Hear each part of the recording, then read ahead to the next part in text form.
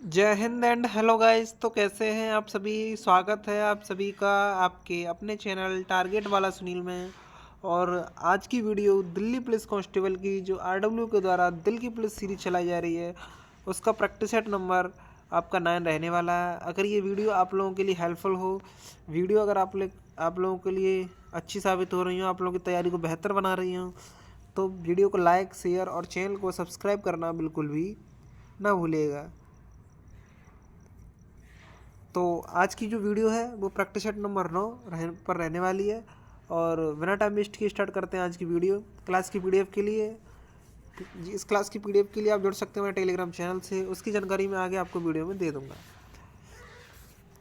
तो स्टार्ट करते हैं। जो आपका प्रश्न नंबर फर्स्ट है, तो राष्ट्रकूट जो शासन है, जो राष्ट्रकूट शासन है वो दंती दुर्ग की मृत्यु बिना किसी पुरुष अधिकारी के हुई, यानी किस पुरुष उत्तराधिकारी के हुई और उसके चाचा कृष्ण प्रथम उसके उत्तराधिकारी बने थे।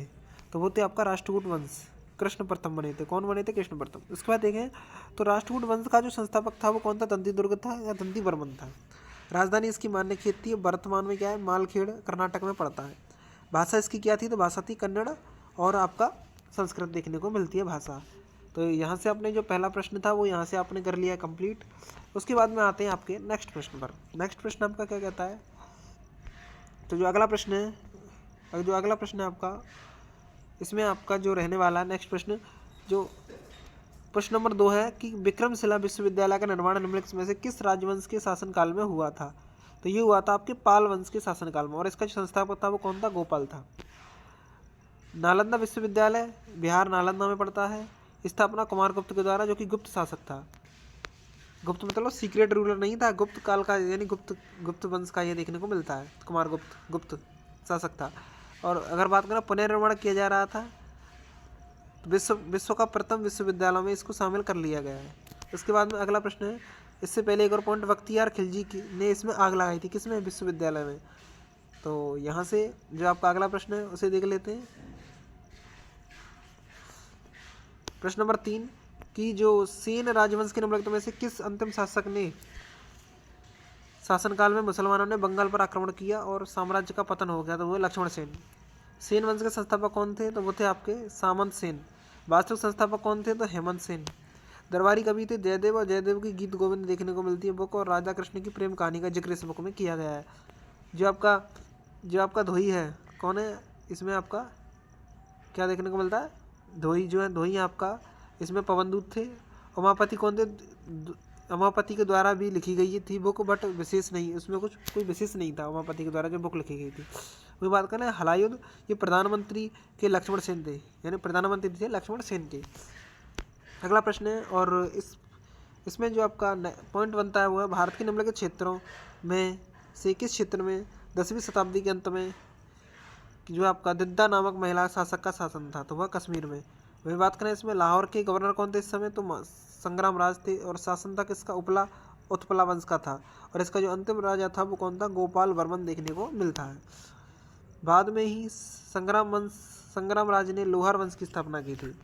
दिद्दा के पिता का नाम क्या था? सिंहराज था। इसके बाद इनका जो उत्तराधिकारी आया वो भीमसाई, जो कि नहीं, आपका जो सिंहराज के जो पिता थे, यानी कि सॉरी आपका दादा थे, वो थे आपका कौन थे? भीमसाई। और शासन इन्होंने काबुल में किया था। कश्मीर का उल्लेख राजतरंगिणी संस्कृत में लिखी गई है और कल्हड़ द्वारा किया गया है। अगला प्रश्न देख लेते हैं। जो आपका निगथुजा राजवंश, ये आपका मणिपुर का देखने को मिलता है। और शासनकाल इसने कब कब किया है? तो आपका शासनकाल की बात हो जाती है इसमें। और अन्य नाम इसमें क्या है? तो अन्य नाम है इसका, यानी कि इसने शासन किया 3 ईस्वी से लेकर 189 ईस्वी तक।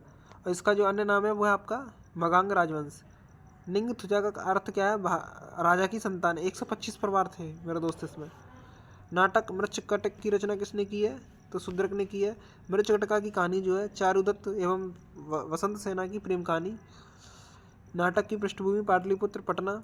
मृच्छकटक का अर्थ है मिट्टी के खिलौने, मिट्टी की गाड़ी। अगला प्रश्न है, 12वीं शताब्दी के लेखक कल्याण ने अपनी राजतरंगिणी नामक पुस्तक में निम्नलिखित में से किस क्षेत्र के इतिहास का वर्णन किया? तो वह आपका कश्मीर। अगला प्रश्न है, क्षमादान देने की शक्ति किसके पास होती है? तो राष्ट्रपति के पास होती है। यानी राष्ट्रपति क्षमादान, यानी कि फांसी तक को राष्ट्रपति टाल सकता है, इतनी बड़ी पावर राष्ट्रपति के पास होती है। तो राष्ट्रपति की बात करें तो ये आर्टिकल 72 में राष्ट्रपति।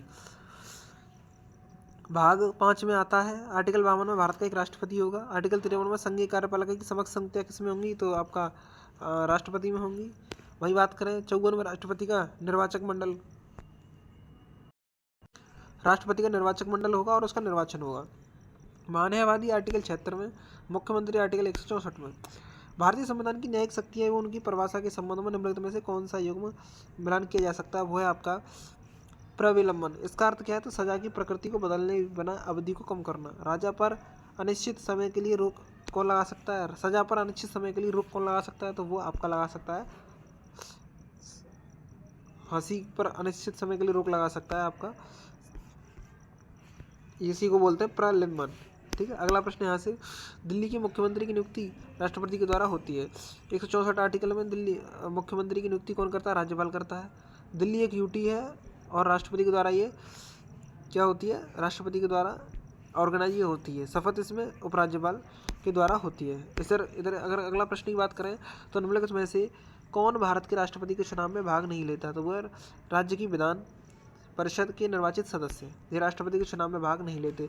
तो फिर राष्ट्रपति के चुनाव में भाग लेते कौन है, तो उसकी भी यहाँ पर चर्चा कर लेते हैं।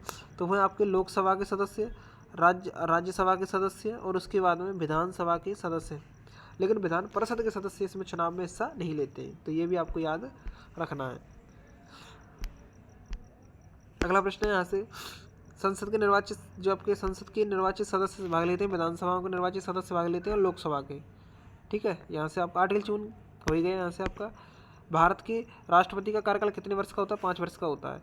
आर्टिकल 56 में क्या है, राष्ट्रपति का कार्यकाल 5 साल का होता है, ये इसमें बताया गया है।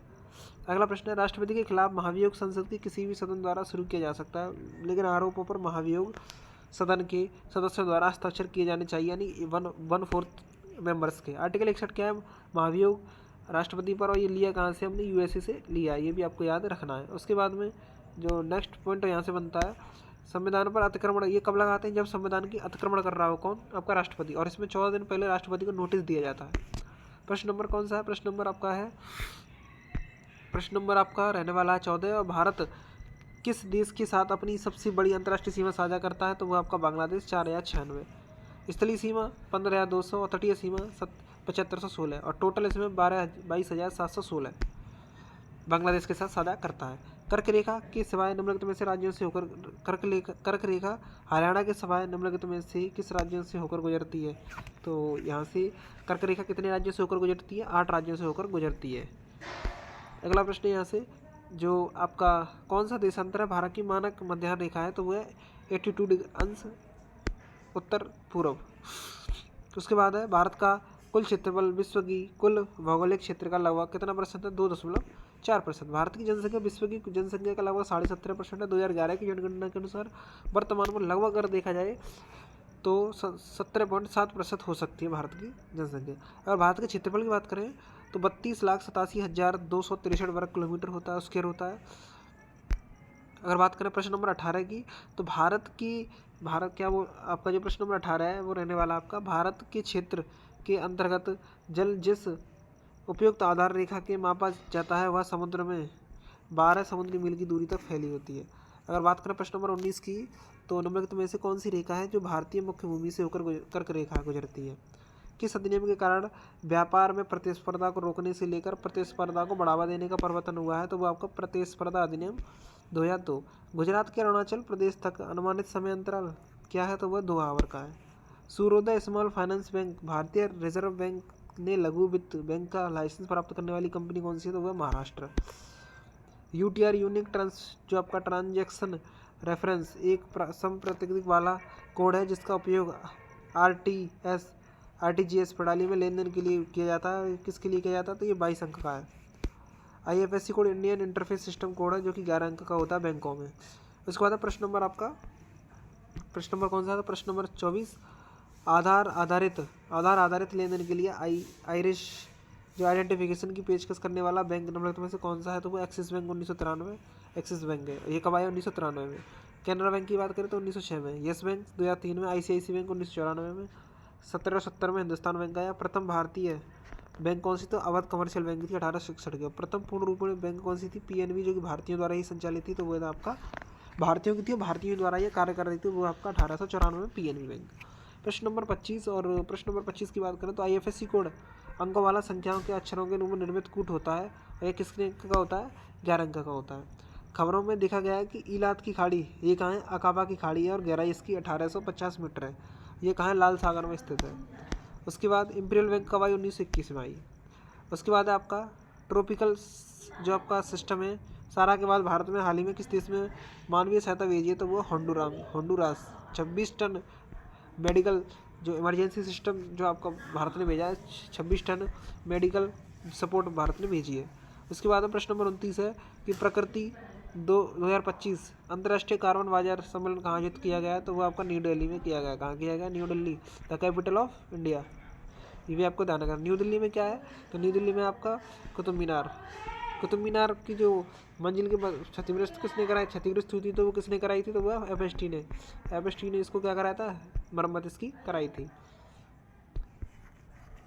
उसके बाद में जो अगला प्रश्न है वो है आपका विश्व audio visualization and entertainment summit WAVES 2025 की मेजबानी कौन कर रहा है? इंडिया कर रहा है। प्रश्न होते हैं समाप्त। 30 प्रश्न प्रैक्टिस सेट में कराए गए तो 300 के 300 प्रश्न यहाँ पर हो चुके कंप्लीट। अगर वीडियो आप लोगों के लिए थोड़ी सी भी हेल्पफुल है तो एक बार वीडियो को लाइक कर दीजिएगा। PDF के लिए और मैं यहाँ पर आपको बता देता हूँ तो PDF आपको कहाँ मिलेगी? हमारे टेलीग्राम चैनल पर मिल जाएगी। PDF का लिंक मैंने वीडियो को डिस्क्रिप्शन बॉक्स में दे रखा है, वहाँ से आप इसको ज्वाइन कर सकते हैं, मेरा टाइम वेस्ट किए। तो थैंक यू, मिलते हैं नेक्स्ट वीडियो में। तब तक के लिए टाटा बाय बाय, जय हिंद, जय भारत, वंदे मातरम।